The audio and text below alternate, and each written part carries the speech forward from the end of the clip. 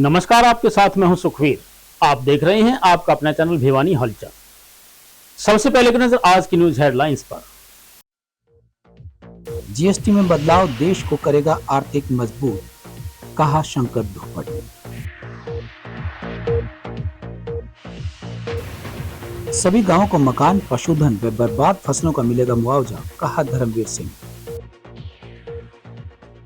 अल सुबह कचरा डालने वालों की फोटो उतारेगा नगर परिषद कर्मचारी। पीएम मोदी के जन्मदिन पर महिलाओं के स्वास्थ्य की होगी जांच, कहा डॉक्टर रघुवीर संडिल्ले ने। जनजातीय समाज ने अपनी मातृभूमि के लिए दी प्राणों की आहुति, कहा सीताराम व्यास ने।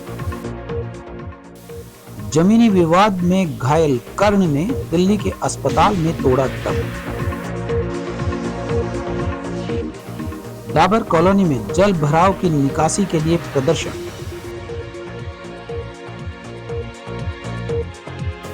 किसानों पर मौसम की दोहरी मार, मुआवजे की मांग। अब खबरें विस्तार से। भारतीय जनता पार्टी के राष्ट्रीय परिषद के सदस्य शंकर धूपड़ ने प्रधानमंत्री नरेंद्र मोदी के द्वारा जीएसटी कम करने को एक ऐतिहासिक व साहसिक कदम बताया है। उन्होंने कहा कि जीएसटी सुधारों का उद्देश्य आम नागरिक के जीवन की गुणवत्ता में सुधार करना और छोटे व्यापारियों के लिए व्यापार करना आसान बनाना है। उन्होंने आयकर में 12 लाख रुपए तक की आय पर टैक्स की छूट देने को भी एक ऐतिहासिक फैसला बताया। भारतीय जनता पार्टी के राष्ट्रीय परिषद के सदस्य व प्रदेश प्रवक्ता शंकर धूपड़ ने पत्रकार वार्ता में कहा कि मोदी सरकार ने देशवासियों को दिवाली से 1 महीने पहले ही बम्पर गिफ्ट दिया है। उन्होंने इन सुधारों को प्रधानमंत्री नरेंद्र मोदी के 15 अगस्त को लाल किले से दिए गए भाषण का परिणाम बताया, जिसमें उन्होंने अगली पीढ़ी के जीएसटी सुधारों का वादा किया था। धूपड़ ने इन बदलावों को देश की आर्थिक ताकत को मजबूत करने वाला एक ऐतिहासिक कदम बताया, जो आम आदमी के जीवन का आसान बनाएगा। उन्होंने बताया कि ये बदलाव 22 सितंबर से लागू होंगे, जिससे रोजमर्रा की जरूरी चीजें सस्ती हो गई हैं। उन्होंने कहा कि दूध, घी, पनीर, बिस्कुट, चॉकलेट, सूखे मेवे और नमकीन जैसी वस्तुओं पर टैक्स घटने से उपभोक्ताओं को सीधा लाभ मिलेगा। इसके अलावा स्वास्थ्य और बीमा सेवाएं भी सस्ती हो गई हैं और बीमा सेक्टर से जीएसटी पूरी तरह से हटा दिया गया है। वहीं जीएसटी भिवानी जिला संयोजक अधिवक्ता सुभाष जिंदल ने इन सुधारों को एक और महत्वपूर्ण पहलू बताया कि ये सिर्फ उपभोक्ताओं को राहत नहीं देते, बल्कि छोटे और मंझले उद्योगों के लिए भी व्यापार आसान करते हैं। उन्होंने कहा कि ऑटोमोबाइल, नवीनीकरणीय ऊर्जा और निर्माण जैसे क्षेत्रों को कर छूट देने से सरकार रोजगार और औद्योगिक विकास को गति देना चाहती है। साथियों, आज हम जीएसटी के बारे में चर्चा करने वाले हैं। जीएसटी आप जानते हैं कि जो है अभी नई स्लैब से इसमें घोषित की गई है, नई स्लैब्स की घोषणाएं की गई है, जो 22 सितंबर से जो पहला नवरात्र है उस दिन से शुरू होगा। अलग अलग पार्टियां अलग अलग उनका जो है इस बारे में जो है कहना है। पहले तो वो कह रहे थे कि जीएसटी खराब है, लेकिन अगर मैं बात करूं कि जब जीएसटी चालू किया गया था, शुरू किया गया था, लागू किया गया था, तब हमारी सरकार के वित्त मंत्री जो थे वो तत्कालीन वित्त मंत्री अरुण जेटली जी थे।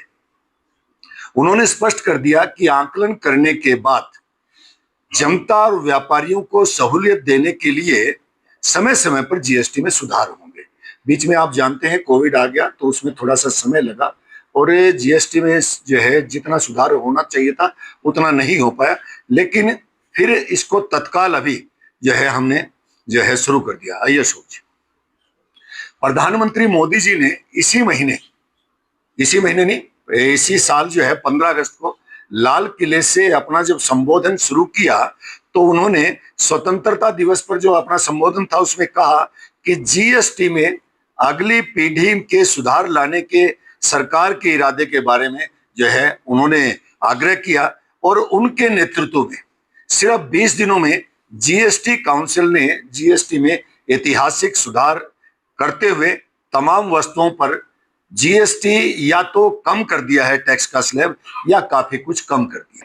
कांग्रेस को जो है अंदर जो ये कमेटी जो बनी थी टैक्स जीएसटी के लिए, तो इसमें जो है वहां वो लोग समर्थन में रहते थे और बाहर आने के बाद वो कुछ नहीं बोले। लेकिन राहुल गांधी ने इसका जो है अलग अलग बातों के बारे में इसका विरोध किया।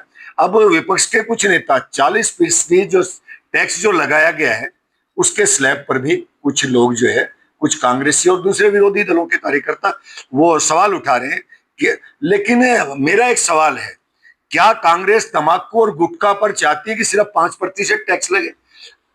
मोदी सरकार ये चाहती है कि ये जो लोग हैं, जो विलासिता की चीजें और जो दूसरी जो चीजें हैं जो स्वास्थ्य पर हानिकारक प्रभाव डालती हैं, उन चीजों से लोग बचें। ये ऐसा इसका मतलब मोदी सरकार का हमारा मानना है। देखिए, स्वाभाविक है कि जीएसटी का जो सरलीकरण हुआ है ये क्रांतिकारी कदम है भारत सरकार की तरफ से। इससे एक आम उपभोक्ता को फायदा होगा तो नेचुरल है कि मार्केट में ज्यादा बिक्री आएगी और कंज्यूमर जो उपभोक्ता है वो चीज खरीदने से पहले उसका प्राइस अवश्य पूछता है। तो अब उसने जब 1 महीने पहले जो प्राइस पूछा और अब प्राइस पूछेगा तो उसको प्राइस कम मिलेगा, तो नेचुरल है कि वो चीज खरीदने के प्रति उत्साहित होगा। एडवोकेट हैं, क्या कहेंगे जो जीएसटी में क्या बदलाव है, उसका जनता को क्या लाभ होने वाला जो भारत सरकार ने ये निर्णय लिया है जीएसटी में सुधार किए, सुधार के बाद मेरे को लगता है, अगर मैं मेरे घर की बात करूं तो मेरी रसोई का खर्चा कम हुआ है। कैलकुलेट करूं, जैसे इलेक्ट्रॉनिक आइटम 28% से 18% हो गया। एक एसी अगर 30,000 रुपये का भी आता था, 10% 3,000 रुपये नेट बचते कंज्यूमर को। इसी तरह जो चीजें 28 की थी वो सब हटा दी गई है, उस पर 18 कर दिया गया। सिर्फ लग्जरियस आइटम या शरीर के लिए हानिकारक जो जैसे बीड़ी है, सिगरेट है, ये 40% में स्पेशल कैटेगरी बनाई। टैक्स 2 ही है किसानों के लिए। देखिए, मैंने पढ़ा था इसमें जो ट्रैक्टर ट्राली वगैरह जो इंस्ट्रूमेंट आती है किसानों के, उस पर पहले 16% टैक्स बताया था, और लेकिन अब ये 5% वाली कैटेगरी में जो डाली है तो उसमें भी काफी कुछ फायदा मिलने वाला। ट्रैक्टर जो 6, 7, 8 अगर 10 लाख रुपए का अगर सपोज कर आता है तो उसके अंदर आप ये मान के चलो 1 लाख रुपए कम हुए, तो किसान को भी बहुत ज्यादा बेनिफिट इसमें मिलने वाला है। भिवानी महेंद्रगढ़ सांसद धर्मवीर सिंह ने धनाना गांव में समाधान शिविर लगाकर आसपास के जल भराव ग्रस्त गांवों के लोगों की समस्याएं सुनी। उन्होंने कहा कि सभी प्रभावित गांवों को मकान, पशुधन व बर्बाद फसलों का मुआवजा मिलेगा और भविष्य में प्राकृतिक आपदाओं से निपटने के लिए मास्टर प्लान तैयार किया जाएगा। इस मौके पर सांसद ने संबंधित विभाग अधिकारियों को आदेश जारी करके 31 अक्टूबर तक समस्याओं के समाधान की डेडलाइन निर्धारित की। भाजपा सांसद धर्मवीर सिंह ने उच्च अधिकारियों की मौजूदगी में दर्जनों गांवों की पंचायतों व ग्रामीणों से पानी निकासी पर राय दी। इसकी शुरुआत सांसद ने जिले के सबसे बड़े गांव धनाना से की। सांसद धर्मवीर सिंह ने कहा कि इस बार आशंका के मुताबिक न केवल देश बल्कि पाकिस्तान तक भारी बारिश से नुकसान हुआ है। इसमें हरियाणा भी अछूता नहीं रहा। उन्होंने कहा कि 1995 की बाढ़ के बाद हमारी जमीन में जरूरत से ज्यादा खाद व केमिकल डाला गया, जिससे जमीन पानी नहीं सोख पा रही। धर्मवीर सिंह ने कहा कि जिस जिस गांव में मकान, पशुधन या फसलों का जितना नुकसान हुआ है उन सभी प्रभावित लोगों को मुआवजा मिलेगा। साथ ही मुआवजा राशि कम होने को लेकर उन्होंने कहा कि मुआवजा राशि बढ़वाने को लेकर सीएम नायब सैनी से बात करेंगे कि इसे बढ़ाया जाए। वहीं जल्द ही पानी निकालने के लिए शॉर्ट टर्म प्लान के साथ सांसद ने कहा कि भविष्य में ऐसी आपदा से निपटने के लिए मास्टर प्लान बनाया जाएगा। जैसा पहले ही अंदेशा था, सारे देश में मानसून पिछले कई सालों का रिकॉर्ड तोड़ के तकरीबन सारे भारतवर्ष में इवन पाकिस्तान तक बहुत ज़्यादा बारिश हुई है, जिसकी वजह से जम्मू कश्मीर, पंजाब, हिमाचल प्रदेश, उत्तराखंड बहुत भारी नुकसान हुआ है। अभी नुकसान जारी है और उसी का एक पार्ट है हरियाणा। चाहे हरियाणा से लेकर राजस्थान तक चले जाओ, महाराष्ट्र तक चले जाओ, ज़्यादा बारिश की वजह से नुकसान हुआ है। और लगातार बारिश इस बार जून के स्टार्ट से ही शुरू हो गई थी और आज सितंबर 16 है। अभी जाके दक्षिणी हरियाणा में तो बारिश कम हुई है, उत्तरी हरियाणा में तो अब भी जारी है कहीं ना कहीं। और स्वाभाविक है कि उसकी वजह से हमारी ज़मीन जो पिछले 95 के बाद ज़मीन नहीं बची, कहीं यूरिया की वजह से, डीएपी की वजह से, या हमने जो केमिकल डाला उसकी वजह से रबड़ बन चुकी है, ज़मीन पानी नहीं पीती और ये पानी कहीं ना कहीं बह के थोड़ी बारिश में भी आगे चला जाता है। बस्तियां हों, खेत हों, हर जगह नुकसान है। और आज भी कई गांवों में 5-5, 7-7 फुट पानी खड़ा है। हम उम्मीद यही करते हैं कि इस पानी को समय रहते हम निकाल पाएंगे। इनकी डेडलाइन हमने 31 अक्टूबर दी है कि 31 अक्टूबर तक सभी गांव के तालाब, स्कूल, सार्वजनिक स्थान, खेतों तक का पानी को हम निकाल पाएं। आज मैं इससे पहले 2 मीटिंग डिस्ट्रिक्ट लेवल पर सभी अधिकारियों के साथ ले चुका हूं। ये हमारी तीसरी जो चरण है वो हमने करीब 17 गांव के 3 ग्रुप बनाए हैं। आज ये पहला ग्रुप धनाना, जिसके चारों तरफ 16-17 गांव बुलाए थे, उन समस्याओं को समझ के और ये रिवीजन पर मान के चलो, ये रिव्यू कराया हमने कि हमने जो 2 मीटिंग पहले ली थी, हमने कहाँ कहाँ क्या क्या करना है, उसका एक हिस्सा है। उन लोगों को मौके के ऊपर उन पंचायतों से, मौजूद आदमियों से पूछ के कि तुम बताओ इसे समस्या का समाधान क्या है, ताकि उसी को लेके हम आने वाले भविष्य में लंबी योजनाएं और शॉर्ट टर्म की, शॉर्ट टर्म का मतलब फौरी तौर पर तो हमने इलाज करना है और भविष्य में कोई ऐसी पोजीशन ना आए उनके लिए भी हमने क्या क्या प्रोजेक्ट बनाने हैं, उसके लिए आज की मीटिंग यहाँ है। आगामी त्योहारी सीजन पर बाजारों में भीड़ की स्थिति से निपटने के लिए नगर परिषद ने सभी तैयारियां पूरी कर ली है। नगर परिषद चेयरपर्सन प्रतिनिधि भवानी प्रताप सिंह ने कहा है कि दुकानदार व रेहड़ी वाले बाजारों में सामान रखकर अतिक्रमण न करें, अन्यथा उन्हें मजबूरन अतिक्रमण हटाओ कार्रवाई के तहत सख्त कदम उठाने पड़ेंगे। वहीं उन्होंने वाहन चालकों से बाजारों में अपने वाहनों को नहीं ले जाने की अपील की है, ताकि बाजार में खरीदारों की भीड़ को नियंत्रित किया जा सके। अवैध कचरा पॉइंट्स को पूरी तरह से बंद करवाए जाने को लेकर नगर परिषद गंभीर हो गई है। इस क्रम में नगर परिषद चेयरपर्सन प्रतिनिधि भवानी प्रताप सिंह ने सराय चौपटे में पहुंचकर अस्थायी कचरा पॉइंट को बंद करवाया और वहां पर एक कर्मचारी की ड्यूटी तय कर दी। यह कर्मचारी किसी भी व्यक्ति को यहां पर कचरा नहीं डालने देगा। अगर इस दौरान कोई व्यक्ति वहां पर कचरा डालेगा तो सफाई कर्मचारी पहले उसकी फोटो खींचेगा और उसके बाद वहां कूड़ा डालने से उसे रोकेगा। चेयरपर्सन प्रतिनिधि भवानी प्रताप सिंह ने सभी दुकानदारों को कचरा न डालने की हिदायत दी और साथ ही कहा वे अन्य लोगों को भी यहाँ कचरा डालने से रोकें, ताकि शहर को साफ व सुथरा बनाया जा सके। अनावश्यक कचरे के जो पॉइंट बना रखे हैं, जो हमारे बाजारों के अंदर, गलियों के बाहर, शहर को कचरा मुक्त करना, शहर को स्वच्छ सुंदर बनाने का जो हमने संकल्प लिया था, उसको हम पूरा करते हुए, शहर को एक अच्छा रूप, अच्छी दिशा देते हुए, हम चाहते हैं कि सभी के सहयोग से, सभी के आशीर्वाद से और एक प्रेरणा लेकर के शहर को स्वच्छ बनाए। आज हम सराय चौपटा के यहाँ पॉइंट पे आए। यहाँ हमने पहले कचरा बंद भी करवाया था, लेकिन फिर से कचरा यहाँ पर पॉइंट बढ़ने लग गया ऐसे स्कूल के पास। अब यहाँ सबने, हमने सारे दुकानदार भाइयों ने इकट्ठा होकर के निर्णय लिया है कि भी हम कचरे को बंद करना चाहते हैं। यहाँ हमने हमारे नगर परिषद के कर्मचारी की नियुक्ति की है। सुबह 4 बजे कर्मचारी हमारे पर यहाँ पर सेवाएं देगा और जो कचरा डालते हैं उनको रोकने का काम करेंगे। प्रधानमंत्री नरेंद्र मोदी के जन्मदिन पर 17 सितंबर से 2 अक्टूबर तक स्वास्थ्य विभाग स्वस्थ नारी सुखद परिवार अभियान चलाकर सभी सीएचसी व पीएचसी में स्क्रीनिंग कैंप लगाएगा। इस बारे में सीएमओ डॉक्टर रघुवीर सांडिल्या ने बताया कि कैंप में टीकाकरण, आयुष्मान कार्ड बनाना, निरोगी हरियाणा के तहत फ्री टेस्ट करना और जरूरतमंदों को मुफ्त चश्मा दिया जाएगा। उन्होंने बताया कि 25 सितंबर को महिलाओं को पोषण किट भी वितरित की जाएगी। प्रधानमंत्री नरेंद्र मोदी के जन्मदिन को लेकर 2 अक्टूबर गांधी जयंती तक विभाग स्वास्थ्य सेवा पखवाड़ा की शुरुआत करेगा, जिसमें स्वस्थ नारी सुखद परिवार अभियान के तहत स्वास्थ्य विभाग 17 से 2 अक्टूबर तक सभी सीएचसी व पीएचसी पर स्क्रीनिंग कैंप लगाएगा। कैंप में महिलाओं की हेल्थ की जांच की जाएगी। इसके लिए स्पेशलिस्ट डॉक्टर्स को निर्देशित कर दिया गया। यह जानकारी देते हुए सिविल सर्जन डॉक्टर रघुवीर सांडिल्या ने बताया कि कैंप में टीकाकरण, आयुष्मान कार्ड बनाना, निरोगी हरियाणा के तहत टेस्ट फ्री स्क्रीनिंग और जरूरतमंद को फ्री चश्मा दिया जाएगा। उन्होंने बताया कि 17 को हल्का तोशाम, 18 सितंबर को गांव महनेरू सीएचसी, 19 को गांव कैरू में इस तरह के कैंप लगाए जाएंगे।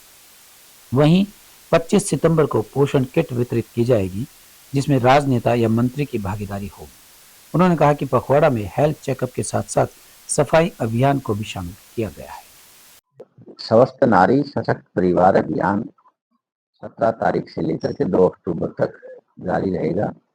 17 तारीख में हमारे माननीय प्रधानमंत्री का जन्मदिन है। इसमें हेल्थ की एक्टिविटीज के माध्यम से हमारी 7 पीएचसी हैं। हमारी जिसमें पीएचसी है इनोग्रेशन 17 तारीख को हमारी सीएचसी तो शाम में मुख्य अतिथि किरण चौधरी द्वारा किया जाना है।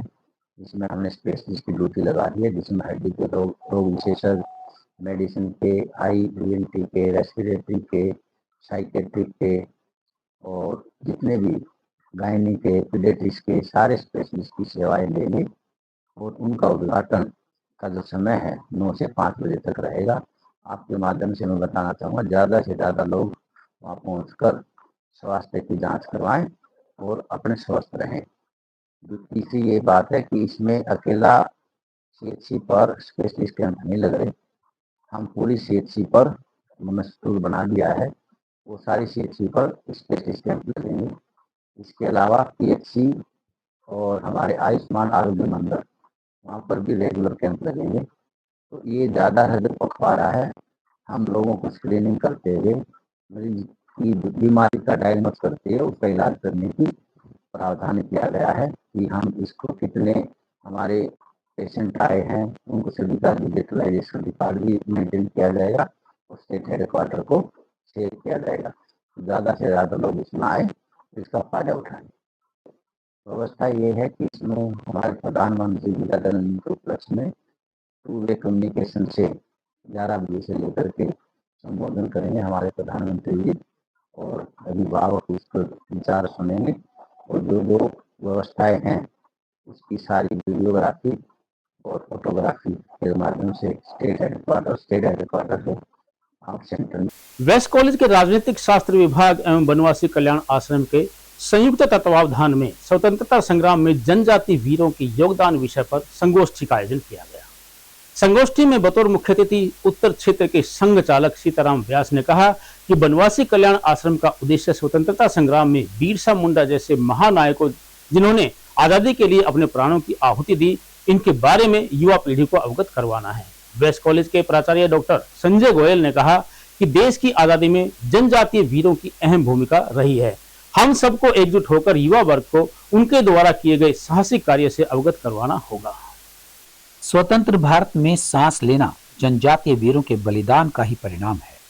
उनके संघर्ष को इतिहास की किताबों में बहुत कम जगह मिली है, लेकिन सच्चाई यह है कि उनका योगदान अतुलनीय है। यह कहना था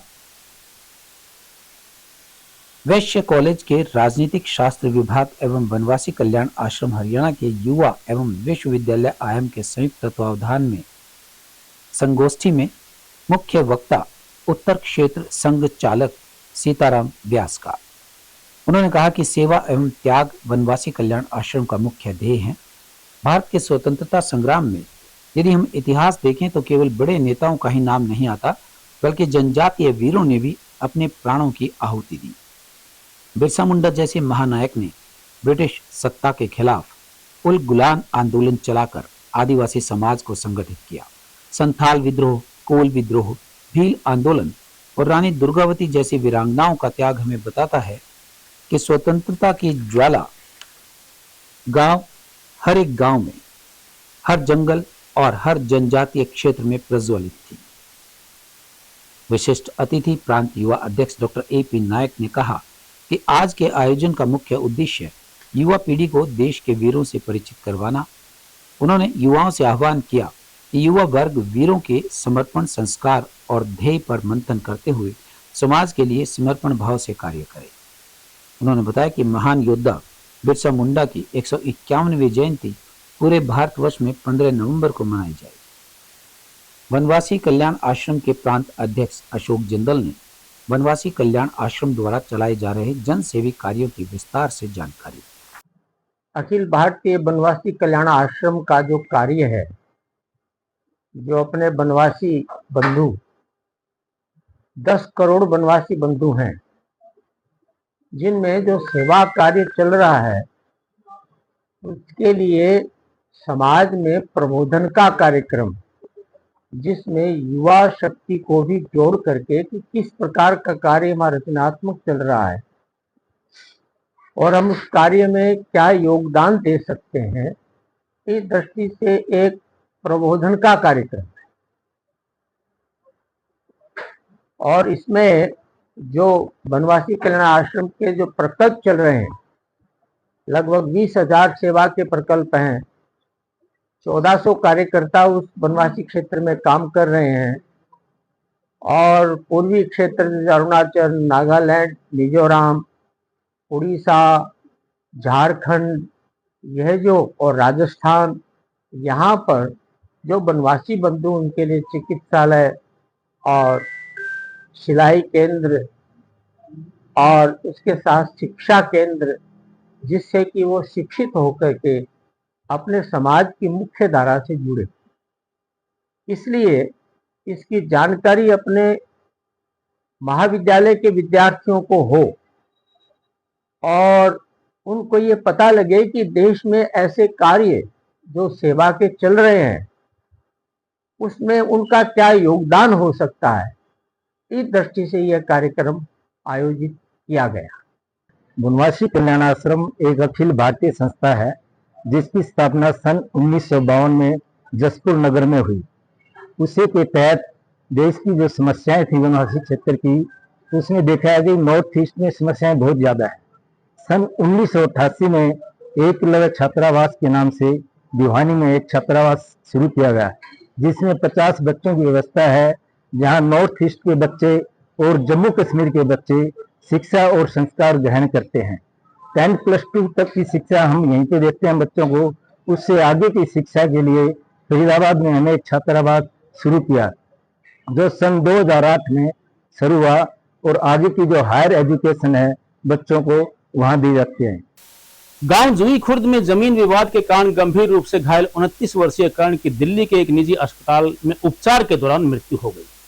मृतक के परिजनों ने आरोपियों पर योजनाबद्ध तरीके से कर्ण का मर्डर करने के आरोप लगाते हुए आरोपियों की गिरफ्तारी की मांग को लेकर दिल्ली पिलानी राष्ट्रीय राजमार्ग को जाम कर दिया। पुलिस के उच्च अधिकारियों ने तुरंत मौके पर पहुंचकर मृतक के परिजनों को निष्पक्ष जांच व आरोपियों की गिरफ्तारी का भरोसा दिलाकर जाम खुलवाया। गांव जुई खुर्द में जमीनी विवाद को लेकर 29 वर्षीय गंभीर रूप से घायल कर्ण को इलाज के लिए दिल्ली ले जाया गया, जहां उपचार के दौरान उसकी मौत हो गई। ग्रामीणों ने जल्द से जल्द आरोपियों की गिरफ्तारी की मांग को लेकर सैकड़ों लोग दिल्ली पिलानी नेशनल हाईवे पर धरने पर बैठ गए। हाईवे पर जाम लगाकर उन्होंने खूब नारेबाजी की और प्रदर्शन भी किया। प्रदर्शन के बाद पुलिस अलर्ट मोड पर आ गई और प्रशासन भारी पुलिस बल के साथ गांव में पहुंचा।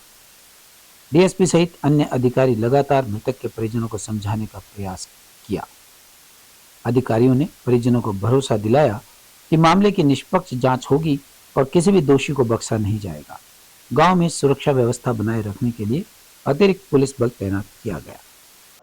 ये 48.2 बीघे की ज़मीन है और ये हमारी ददलाई ज़मीन है और इस पे पहले इन्होंने कब्जा किया हमारे शेर का हवाला देके। इसमें मेरे सगे ताऊ का लड़का जो सज्जन है उसने हमारे शेर का हवाला देके और लगभग 250 फीट पे पहले कब्जा किया। उसकी एसपी साहब के दफ्तर में जो एप्लीकेशन दर्ज हुई थी उसके डीडी नंबर भी हैं हमारे पास। वो सब चीज़ें हम कोर्ट में रख चुके हैं, सारी चीज़ें हो रखी हैं और कोर्ट में इन्होंने भी एफिडेविट दिए अपने एज जैसे तहसीलदार साहब, हाई कोर्ट ने तहसीलदार साहब को नियुक्त किया कि ये जो कितना फ्रंटल एरिया है, क्योंकि हमारा दावा भी यही था कि सर 48.2 बीघे का जो फ्रंटल पोर्शन है उसको कंस्ट्रक्शन में कन्वर्ट करके और इसको कब जाना चाहते हैं, क्योंकि सालम खाते में जो बंदा जहाँ बैठ गया वो उसी का होता है। अभी हाँ सर संतुष्ट है, आश्वासन दिया एसपी साहब ने। अब हम देख रहे हैं सर आश्वासन के बाद क्या कार्य हो रहा है और कितनी तेज़ी से हो रहा है, क्योंकि सर अब ये दो तो इन्होंने यहाँ रिलीफ ले चुके हाई कोर्ट से। एक जो FIR नंबर 87 जो बिल्कुल झूठी है, हम गुहार लगा के ही चकले हैं सर। यहाँ 87 नंबर में बिल्कुल जो 751 का मुकदमा है, 751 में वीडियो है हमारे पास, उसमें इसको कोई भी चोट नहीं है। ये आज करण सिंह पुत्र श्री मनीराम की 29/7/25 को आपसी झगड़े कर चोटें लगी थी, जिसके कारण ये एम्स के अंदर अपना इनको एडमिट कराया गया था। इसमें मुकदमा नंबर 92 29/7/25 को दर्ज हुआ था।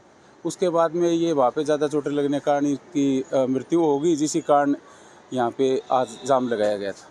मामला जमीनी विवाद का बताया जा रहा है सर, इन लोग इसमें कोई आपने शामिल किया जांच? इसमें 5 अरेस्ट कर लिया जी, बाकी की अभी तलाश जारी है। जाम लगाने के पीछे पुलिस के ऊपर आरोप लगाए थे लेट लतीफी के। नहीं, पुलिस ने अपना सही से कार्य किया है और हम जल्द ही जो बचे हुए हैं उनको हम अरेस्ट कर लेंगे। क्या आश्वासन दिया गया? आश्वासन यही दिया गया भी आप अपना इनका जो लास्ट है अपना क्रियाक्रम करें, अच्छे से करें और हमारे पे विश्वास रखें। हम जल्द ही आपको इसके अंदर जो कार्रवाई बनती है, जो बचे हुए उनको अरेस्ट कर लेंगे। जनसंघर्ष समिति भिवानी के नेतृत्व में तोशाम बाईपास पर स्थित डाबर कॉलोनी वासियों ने बरसाती पानी की निकासी नहीं होने पर जिला प्रशासन व जन स्वास्थ्य अभियांत्रिकी विभाग के विरुद्ध प्रदर्शन किया। जनसंघर्ष समिति के संयोजक कामरेड ओम प्रकाश और करतार ग्रेवाल ने बताया कि कॉलोनी में सीवरेज ओवरफ्लो व बरसाती पानी के जल भराव के कारण बीमारियां फैलने का खतरा बना हुआ है। उन्होंने सीवरेज व्यवस्था को दुरुस्त करते हुए पानी निकासी की जिला प्रशासन से मांग की। जन संघर्ष समिति के नेतृत्व में जल भराव निकासी को लेकर डाबर कॉलोनी वासियों ने कहा कि कॉलोनी के 100 घरों के आसपास बारिश के पानी तथा दोनों तरफ सड़कों के पानी इकट्ठा होने से जल भराव हो गया है। कॉलोनी वासी घरों से बाहर नहीं निकल पा रहे हैं और स्कूली बच्चों को आने जाने में परेशानी हो रही है। जन संघर्ष समिति के संयोजक कामरेड ओम प्रकाश, समिति नेता करतार ग्रेवाल ने जल भराव से पीड़ित कॉलोनी का दौरा किया और नागरिकों से बातचीत भी की तथा कॉलोनी पार्षद अनिल कुमार को साथ लेकर जल भराव की स्थिति का जायजा लेते हुए पता लगा कि इस कॉलोनी का जल भराव की निकासी पाइप लगाकर ट्रैक्टर या मोटर से जूई नहर में डालने से ही संभव होगी। उन्होंने हल्का विधायक से मांग की कि जन स्वास्थ्य अभियांत्रिकी विभाग को आदेश दें कि तोशाम बाईपास पर रोड के साथ जमा हुआ पानी को 2 पाइपों के जरिए जूई नहर में डलवाएं, अन्यथा कॉलोनी में मलेरिया डेंगू फैलने का भारी खतरा पैदा हो गया। यहाँ सांप निकलकर घरों में जा रहे हैं, रात को बिजली जाने पर मच्छर लोगों की नींद उड़ा रहे हैं और कॉलोनी में मच्छर मारने के हेतु फॉगिंग भी करवाई जाए। आज हम ये 26 नंबर गली के सामने डाबर कॉलोनी में आए हुए हैं। यहाँ 100 के करीब घर हैं। यहाँ बरसात का पानी और सड़कों का पानी यहाँ इकट्ठा हो गया है और हमारा जिला प्रशासन, इन्होंने नागरिकों ने बार बार अपील भी की है, एप्लीकेशन भी दी है, ना नगर परिषद इसकी जो है देखभाल कर रही, ना जिला प्रशासन कर रहा और ये पानी घरों में भर गया। और यहाँ निकासी के लिए हम आए हैं। यहाँ नहर लगती है, जूई नहर नजदीक, वहां पाइप डाल के 2 ट्राली जो है मिट्टी और रेत की डाल के ये पानी जो है वहां ट्रैक्टर लगाएं या बड़ी मोटर लगाएं, उससे ये पानी जा सकता है। इस पानी से यहाँ के नागरिक बहुत परेशान है। ये बदबू मारता है, सीवरेज का पानी भी इसमें शामिल है और यहाँ सांप निकलते हैं, डेंगू का भी खतरा पैदा हो गया और मच्छर यहाँ बहुत जबरदस्त हैं। यहाँ गाय बंध रही है, देख लो आप, गायों के थान में भी पानी पहुंच रहा है। इसलिए ये लोग परेशान हैं नागरिक। हमारे एमसी साहब यहाँ अनिल जी भी हैं, इन्होंने भी बड़ी कोशिश कर ली नगर परिषद से ट्रैक्टर लगाने की और एमएलए साहब को भी बता लिया, लेकिन कोई परवाह नहीं कर रहे। हम एमएलए साहब से ये कहना चाहते हैं, एमएलए साहब आप दौरा तो बेशक ना करो, लेकिन जो लोग आपके पास है, कोई फरियाद लेके आते हैं, कोई समस्या लेके आते हैं, तो कम से कम जिला नगर परिषद को और प्रशासन से आप उनकी समस्या का समाधान तो करवा सकते हो। आप इतना भी नहीं करवाते, ये आपकी ड्यूटी बनती है। लोगों ने आपको 4 बार एमएलए बना दिया, उसके बाद भी आप सुध नहीं ले रहे। सर, डाबर कॉलोनी के अंदर बहुत बुरा हाल है जी। हम पब्लिक हेल्थ से एसडीओ साहब से, जय साहब से रिक्वेस्ट कर चुके हैं कि जी एसडीओ साहब इस पानी को निकलवाओ। तो पंकज जय साहब आए थे और देखा भाई सीवर लाइन पहले भरी खड़ी है, तो सीवर में तो जा नहीं सकता। इसका सिर्फ एक ही समाधान है, इस पानी को नहर में गिरवाया जाए। पिछली साल भी ऐसा ही करा था, जब जाके पानी निकला था। अब की बार पता नहीं प्रशासन क्यों सोया हुआ है, कोई ध्यान ही नहीं दे रहा। हमने अखबारों में निकलवा ली, एसडीओ साहब जय साहब से भी को बता दिया, लेकिन कोई सुनवाई नहीं हो रही। तो भाई हमारी ये रिक्वेस्ट है, कृपया करके इस पानी को निकलवाओ। मेरा नाम सीमा है, डाबर कॉलोनी गली नंबर 26 में रहते हैं। हम इस पानी की प्रॉब्लम से इतने परेशान हो रखे हैं कि ना ही आने जाने का रास्ता है और बच्चों को ना ही हम घर से बाहर निकलने देते हैं, क्योंकि बच्चों डर रहता है कहीं सांप वगैरह निकल आते हैं यहाँ पे। किसानों की मूसलाधार बरसात की मार के बाद अब गवार, कपास व बाजरे की फसलों में कीटों की मार का सामना करना पड़ रहा है। कृषि विशेषज्ञ डॉक्टर मीनू ने बताया कि मौसम में बदलाव के कारण सफेद मच्छर, गुलाबी सुंडी और बैक्टीरियल ब्लाइट बीमारी से फसलों के पत्ते काले पड़ जाते हैं। मौसम की दोहरी मार झेल रहे किसानों को डॉक्टर मीनू ने ऑक्सीक्लोराइड और सेप्ट्रोसाइक्लिन इत्यादि दवाओं का बदल बदल कर फसलों में छिड़काव करने की सलाह दी। किसानों पर इन दिनों मौसम की दोहरी मार देखने को मिल रही है। पहले मूसलाधार बारिश और अब कीटों ने फसलों का बंटाधार कर दिया है। कृषि विज्ञान केंद्र से कीट विशेषज्ञ डॉक्टर मीनू ने किसानों को फसलों की देखभाल करने व कीटों से बचाव के तरीके बताए। उन्होंने बताया कि इन दिनों सफेद मच्छर, रेतीला व गुलाबी सुंडी की मात्रा ज्यादा देखी जा रही है। इसके लिए 60 ग्राम कॉपर ऑक्सीक्लोराइड का छिड़काव कर सकते हैं। उन्होंने कहा कि यदि ज्यादा समस्या हो तो सफीना नामक दवा 400 ml प्रति एकड़ में छिड़काव कर सकते हैं। यह दवा मित्र कीटों के लिए सहायक भी है। उन्होंने कहा कि एक ही दवाई का प्रयोग ना करें, दवाइयों को बदल बदल कर प्रयोग में लें ताकि फसलों की रोग प्रतिरोधक क्षमता बढ़ सके।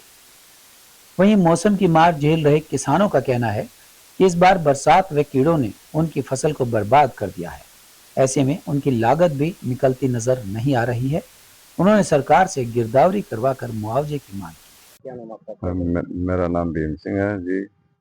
मैंने 2.25 किलो बाड़ी बोई थी, उसमें भाई बारिश की मार में आ गई, फिर कुछ बची तो सपरे मारी, उसमें कुछ नहीं हुआ। तो सरकार से दुआ भाई कुछ हमारे को मुआवजा मिल जाए गिरदावरी करके ना। सब ये कीड़ा काड़ा लग रहा है, सब चीज लग। गुआर में जो है वो बैक्टीरियल ब्लाइट नाम की बीमारी है वो देखी जा रही है मौसम बदलाव के कारण। इसमें क्या है, गुआर के पत्ते पे काले काले धब्बे से आना शुरू हो जाते हैं लाइन की, तो इसको हम बैक्टीरियल ब्लाइट के नाम से जानते हैं, बैक्टीरिया के कारण होती है। तो इसमें हमें क्या करना है, इसमें एक तो बीज उपचार होता है पहले जब हम बिजाई करते हैं, स्ट्रेप्टोसाइक्लिन के 6 ग्राम स्ट्रेप्टोसाइक्लिन 6 किलो जो गुआर का बीज है और 6 लीटर पानी, इसमें हम 10 से 15 मिनट के लिए इसको भिगो के रखते हैं और फिर इसके बाद इसकी बिजाई करते हैं। लेकिन किसान भाई अगर नहीं कर पाया है बीज उपचार किसी कारण से, तो वो अब भी क्या है स्प्रे कर सकते हैं। जो स्ट्रेप्टोसाइक्लिन दवाई है उसकी हमें मात्रा जो है वो 30 ग्राम और कॉपर ऑक्सीक्लोराइड की मात्रा 600 से 800 ग्राम लेके इन दोनों दवाइयों को मिला के और 200 से 250 लीटर पानी में इसका घोल बना के और 1 एकड़ में हमें छिड़काव करना है। तो बैक्टीरियल ब्लाइट नाम की जो बीमारी है वो उससे हमें निजात मिल जाएगी, इसमें फर्क पड़ेगा किसान भाइयों को। दूसरा जो मौसम बदलाव हुआ है उसमें कपास में भी कीड़े बीमारियों की समस्या वो बढ़ सकती है और देखी जा रही है कि जो सफेद मच्छर है, हरा तेला है, सूखने वाले कीड़े, इनकी जो संख्या है, पॉपुलेशन है, इनकी मात्रा में बढ़ोतरी हुई है। और दूसरा जो गुलाबी सुंडी है उसका भी टाइम है अभी, वो उसका अटैक भी देखने को मिला है। तो उसके लिए हमें जो हमारे रस चूसने वाले कीड़े हैं, सफेद मच्छर है जैसे हरा तेला है, उसके लिए हमें फ्लोनिकामिड 60 ग्राम को प्रति एकड़ के हिसाब से छिड़काव करना है 200 से 250 लीटर पानी में। फ्लोनिकामिड जो है वो उलाला नाम से भी मिलती है मार्केट में, जनरली जो उलाला नाम से जानते हैं किसान इसको। दूसरा, अगर संख्या ज्यादा है हरे तेले की सफेद मच्छर की, तो इसमें एथिडोपाइरोपेन जो है सफीना नाम से आती है, इसको 400 ml दवाई को और 1 एकड़ के हिसाब से हमें इसका छिड़काव करना है। और इसका दूसरा क्या है फायदा, जो ये दवाइयाँ भी मैंने बताई हैं, कीटनाशक जो बताई हैं, ये मित्र कीटों के लिए सेफ है, मतलब जो हमारे नेचुरल एनिमल्स हैं उनको ये नुकसान नहीं करती, उनके लिए सेफ है। और अब चलते चलते अखिल भारतीय किसान सभा AIKS की उच्च स्तरीय तथ्य अन्वेषण टीम ने पंजाब में आई विनाशकारी बाढ़ को एक रोके जाने योग्य मानव निर्मित तबाही करार दिया है, जिसके लिए उसने प्रमुख बांधों के जानबूझकर और लापरवाह प्रबंधन को जिम्मेदार ठहराया है। AIKS बागड़ा ब्यास प्रबंधन बोर्ड, भाजपा के नेतृत्व वाली केंद्र सरकार और आम आदमी पार्टी के नेतृत्व वाली पंजाब सरकार के जल प्रबंधन प्राधिकरणों को इस आपदा के लिए आपराधिक रूप से लापरवाह मानती है, जिसने राज्य भर में कम से कम 55 लोगों की जान ले ली और लगभग 4 लाख लोगों को प्रभावित किया है और 4.5 लाख एकड़ फसल और जमीन का नुकसान हुआ है। घर बर्बाद हुए और भारी मात्रा में मवेशी और पशुओं का नुकसान हुआ है। इसके अतिरिक्त AIKS का मानना है कि हाल ही में अधिनियमित आपदा प्रबंधन अधिनियम 2025 ने संवैधानिक कर्तव्यों का सुव्यवस्थित रूप से परित्याग किया है और ऐसे कानून ढांचे बनाए हैं जो आपदाओं के दौरान राज्य की व्यवस्था और प्रभावित लोगों के व्यवस्थित वंचन को बढ़ावा देते हैं। दल के करीब 105 गांवों और कई बैराजों का अवलोकन किया। पंजाब की मुख्य नदियां सतलुज, रावी और ब्यास के पानी ने भारत पाकिस्तान सीमा से लगे करीब 200 गांवों और 4.5 लाख एकड़ में लगी धान की फसल को अपने आगोश में ले लिया। धान और गन्ने के खेत पूरी तरह से डूब गए। फाजिल्का के कई गांवों में पानी घुस गया, मवेशी बह गए या पाकिस्तान की सीमा में चले गए और ग्रामीणों को राहत शिविरों में शरण लेनी पड़ी। अजनाला की नहर जो रावी नदी के समानांतर बहती है से भी भारी मात्रा में जमीन में लगी फसल और जमीन बर्बाद हो गई। टीम ने बांधों के कुप्रबंधन के लिए जिम्मेदार अधिकारियों के खिलाफ तत्काल एफआईआर दर्ज करने और उन्हें बर्खास्त करने की मांग की है और उच्च न्यायालय के न्यायाधीश की अध्यक्षता वाले एक न्यायिक आयोग द्वारा इस मानव निर्मित आपदा की जांच कराई जाएगी। और अंत में फिर से एक नजर आज की न्यूज हेडलाइंस पर। जीएसटी में बदलाव देश को करेगा आर्थिक मजबूत, कहा शंकर धूपड़।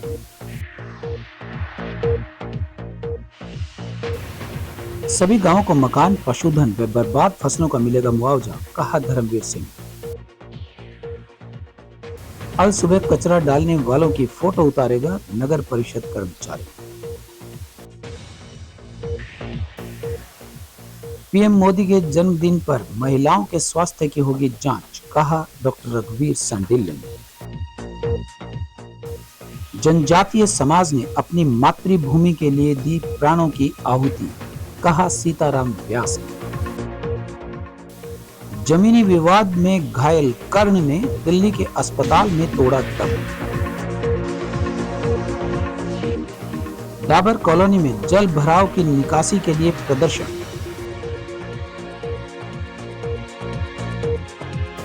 किसानों पर मौसम की दोहरी मार, मुआवजे की मांग। अब मुझे दीजिए इजाजत, देखते रहिए आपका अपना चैनल भिवानी हलचल।